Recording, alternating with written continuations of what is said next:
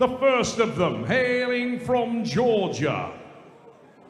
He is a multiple Georgian national champion EAF, European champion, and a WAF champion of the world, IRAKLI, ZIRAKASVILI!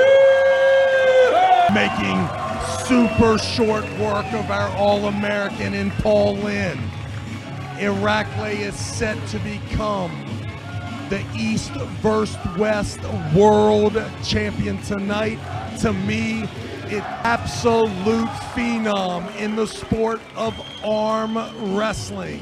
SASHO, no stranger to international competition, no stranger to facing the very best in the world, and in my opinion, a super tall order for him to be exposed to the explosive power of IRAKLI.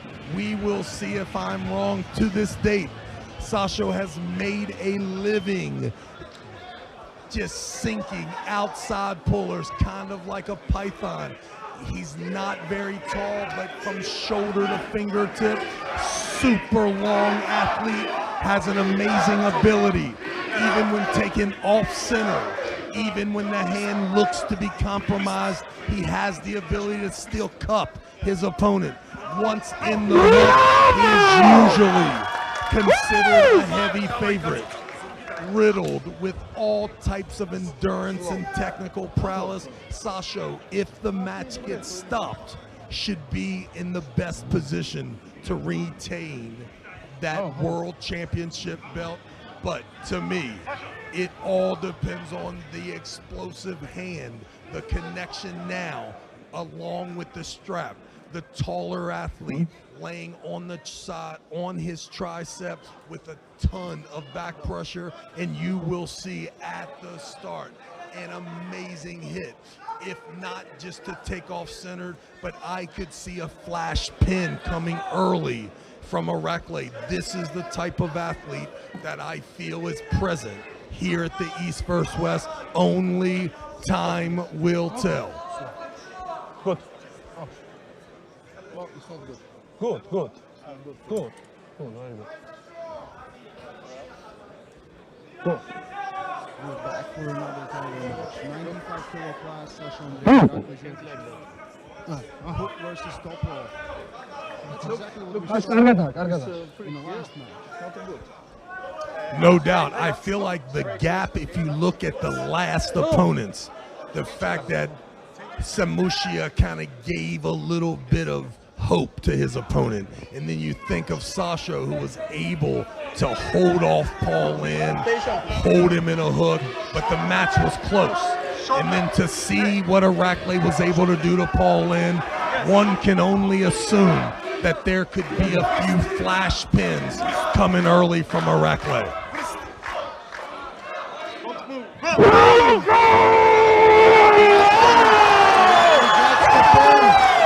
Good stuff from SASHO. I think we're going to see a long match. It feels like it's going to be a long match.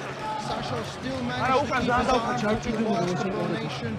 He was overly supinated by IRAKLI. That's exactly what happened when they first met in 2021 here in Istanbul, close to 3 years ago. No doubt, and let's keep in mind, just know that IRAKLI was attempting to go 100 miles per hour. That slow, calculated full-hand top roll was not the pace that he wanted it to be. He was trying to eliminate him right away. You can only assume the game plan with SASHO to make this match stop earlier and earlier has to be something that he feels that he can execute from that match. SASHO prepared exactly for this match, working with Georgi Cvetko. Right now, it's looking not so great for the champion, but we are still in round number 2, and to win the title, you have to win all 4 rounds. And we saw that, my goodness, the last match, up 3-1, you think is convincing fashion. Ladies and gentlemen, you are 1 pound of pressure, 1 slipped angle, 1 false start away from being in an absolute war if you're going to enter competition here in Istanbul at the East vs. West event. they're both going straight for the strap. There's no hustle there. There's no fighting for it. Both know what they want. Both know the strap. They're both better. This time the buckle is on Sasho's hand, which I think is kind of helping him because he needs that pressure on his hand to be pushed into the palm of IRAKLI. This time I think he will stay higher and try to protect his pronator better, but we will see. In match one, when the strap was tightened, I felt IRAKLI made a real uncomfortable face. Seems a lot happier with the purchase he was given here. Wow. Ladies and gentlemen, sometimes, Coach Ray, you cannot overthink these things. If you see it in front of you, the dominance that IRAKLI was able to display the last time out against Paul Lynn. Just rewind a short, brief period before that, and you see that Sasho and Paul Lynn were an absolute bleeder. Just put those two together, make a calm prediction that IRAKLI is at a slightly different level here, and from the looks of this early on, I don't see things changing. No, it doesn't look good for the champion at all. Sasho got where he wanted, but lost the pronator and got opened up both times. IRAKLI is on a mission. He said he wanted to be king of this division. At some point, he set his sights way higher, and he got a little bit of reality check, and he said 95 kilo is where I belong. This is where I feel my strongest. And right now, he's just 2 pins away to becoming the new East versus West 95 kilo class champion.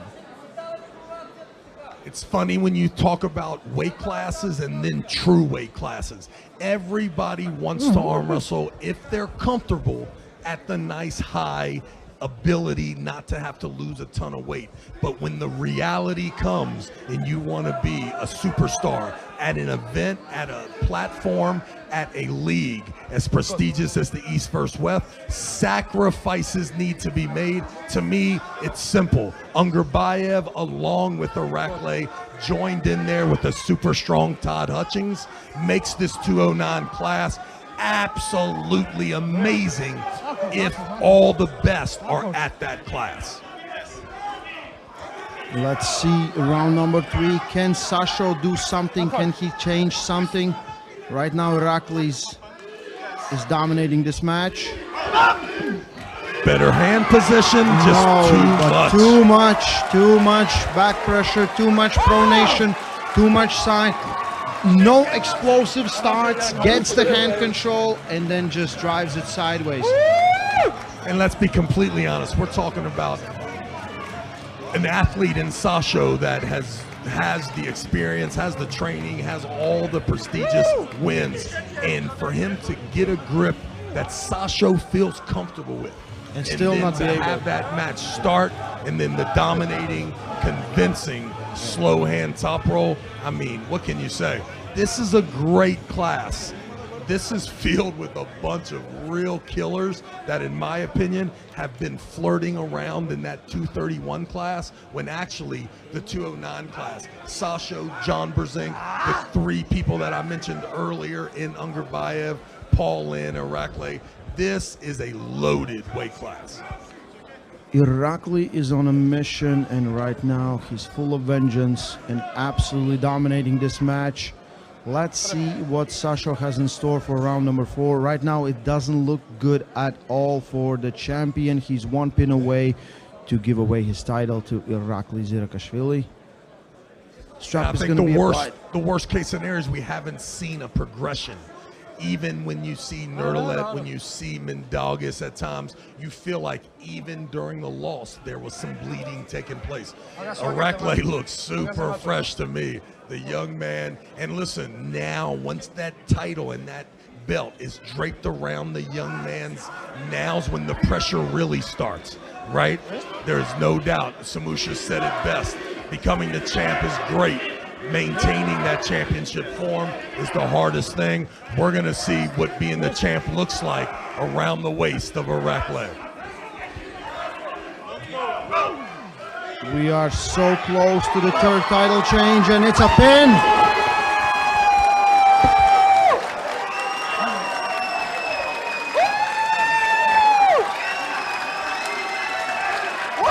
Well, I said it earlier. There are 4 men's championship belts on the line. I felt all 4 were in jeopardy. At least 3 would be taken from the champ and into new hands. This was a no-brainer from my perspective. Absolute animal pulling in this 209 weight class. IRAKLI super deserving of the championship. Let's get down here to Coach Ray and see how the champ feels. You could see from the excitement that he was really, really looking forward to this. The victory parade and celebration kind of started a little early. The writing was on the wall. The full hand top row pressure was too much for SASHO Andreev, and what a great champion that he has represented. But make no mistake about it, keeping that title here in the East vs. West will be a difficult task for anyone not named David Samusia.